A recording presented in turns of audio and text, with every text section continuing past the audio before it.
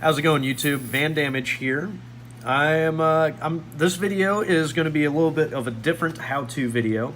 I'm going to teach you guys how to turn this bag of roughly 500 rings into this bag of 373 rings.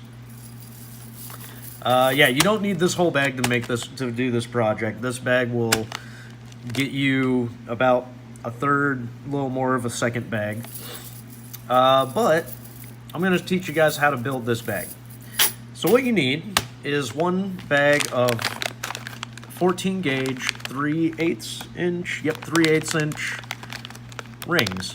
Now you can get this in several different materials. My favorite to make bags out of, it has definitely got to be the copper, just because when it's brand new looking, this is my old bag. I've handled it a lot, so the oil on my skin has tarnished the copper just a little bit. But in order to get this back to its original brightness, all I'd have to do is pour a can of Coke into a cup, drop the bag in it after I've emptied it of my dice and taken this leather string off of it, and it would come out bright as ever. Now we're going to turn this into this bag, however. Here's another example of a bag you can do. These are smaller rings. These are 1/4 inch bright aluminum rings. This is 16 gauge aluminum. This takes several hours to make though, because each row has about 40 rings in it. And then if you figure you've got about 14 rows, 14 times 40, it's a huge number. I can't math, so I ain't even gonna try it. But let's go over the tools that you're gonna need. So first off, you have to order this. You can get this. It's less than $5 a bag online, depending on who you get it from. So you can get a full bag, and this will make you one dice bag for about $5. Now, I do recommend ordering a ring that's slightly bigger. This is a 15/16. I want to say it's about a 15/16 ring or something like that. I can't remember exactly. If you bear with me just 1 second. I probably should have had this pulled up before I started the video. But you'll need this as a base ring. And what the base ring is, I'll show you here while my computer's loading. Pull that drawstring. So the base ring, what that is, it's this center ring here, and that is your starting point where you're going to make your bag. So if you're using the 3/8 inch rings like I did, you're going to, okay, these are 7/16, my mistake. So 7/16 rings. This will get you started on it.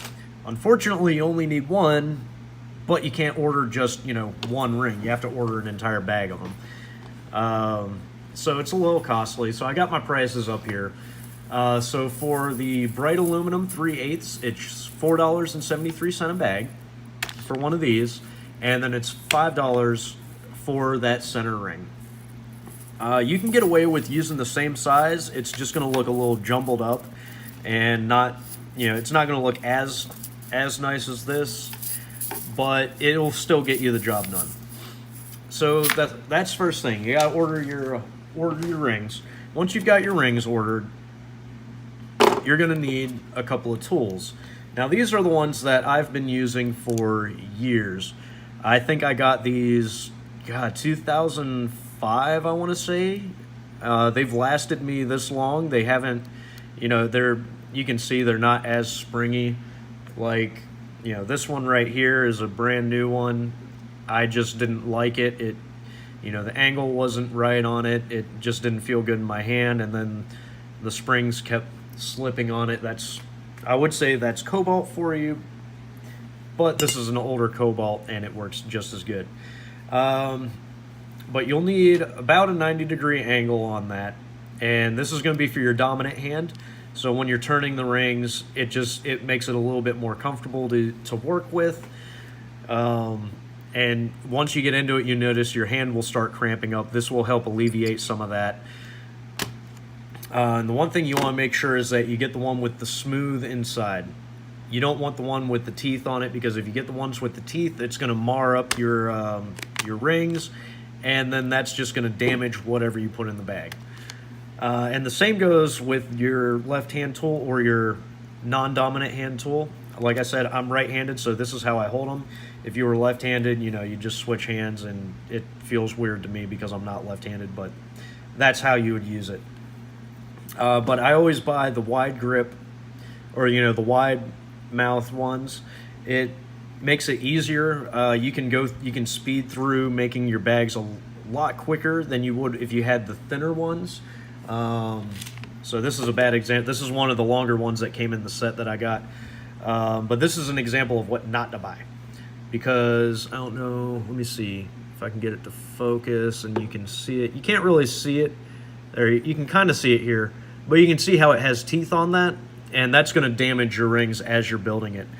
Now you can get these with the smooth inside, and they'll work just fine.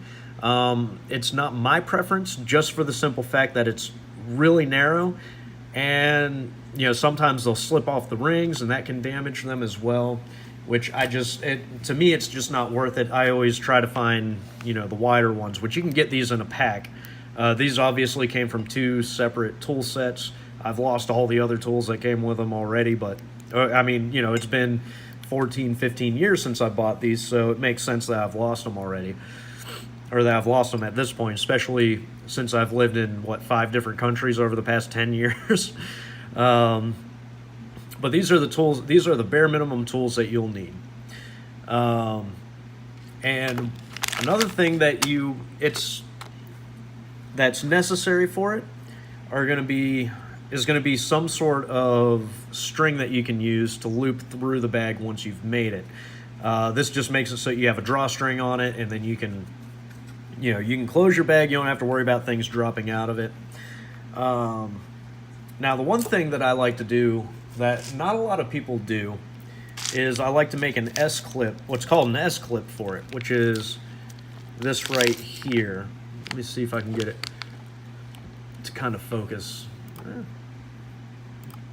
So basically what this is, anytime that I buy bags of rings, I also buy at least 1 coil of it.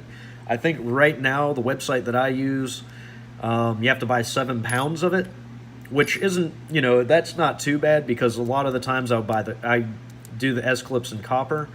I have a ton of steel left over from whenever I thought I would be able to, you know, cut that into the individual rings, and was sorely mistaken, so I got plenty of that available to me. And then I just fabricate this S-ring, which is just turning turning the end of it over so you get this nice smooth end here, and then you take it and basically you have to fold over one of the rings. You basically open it up and fold it over so it's flat, and that gets you that S look.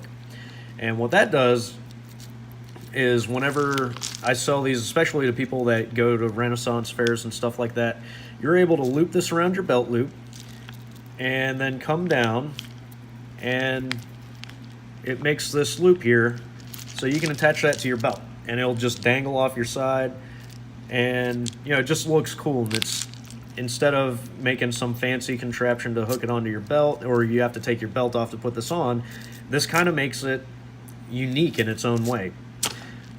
But that's just a quick video on what you're gonna need. And you know, these bags take hours to make. The video I made that I'm gonna upload here in the next few days, I think it took me just shy of 2 hours to make this.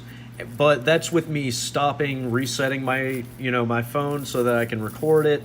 Going through and explaining everything that I was doing. The video itself is about 40 minutes long, so that gives you an idea of how much of that was me just sitting here explaining things. I could probably do this bag in about an hour and 15 minutes, maybe an hour and a half, depending on how distracted I was at the time. But for a beginner, anybody just starting out making this, I mean, I'd expect about 2.5 to 3 hours build time. But yeah, that's the basics of what you need. These 4 things right here. Spool of some sort of string. Sorry, I've got it sitting on my coffee mug. But you'll need a spool of some sort of string. the rings, obviously, and these two tools right here. And that's the basics. So I hope this video will help somebody out. Stay tuned. In the next week, I'm going to upload the very long video that explains how to do this. I've got to edit it down a little bit, and then I'll explain, you know, it'll show you step by step how to do it. I'll explain what all the steps are. I'll show you the notes that I've taken so that I can just look at that and just start, you know, knocking these things out. And I can do like 5 bags a day easily. So yeah, stay tuned. I'll show you that, and I hope you guys have a good day. Bye.